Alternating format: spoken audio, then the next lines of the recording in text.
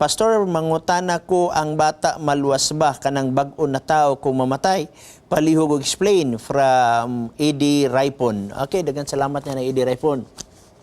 Ang imong pangutana, maluwas ba mga bata labi na ng bag-o nga tao? Wa gyud ko kabaluan na Brother ED. Kay prerogative na sa Ginoo kung kinsa iyang luwason. Kay ang Ginoo nakabasa man sa unahan, nakakita sa unahan, nakabasa sa unahuna ug nakabasa sa kasing-kasing.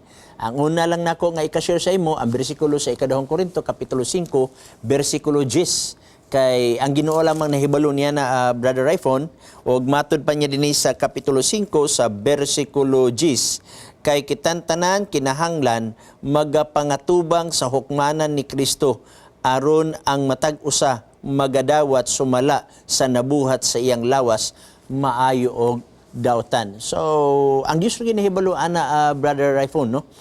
Wala sa amo ang gahom, ang naalang diri kanang gipadayag sa balang kasulatan mga pagtulunan nga gibili ni Jesus Christ apan mahitungod sa kaluwasan iya na kana sa Dios. Okay?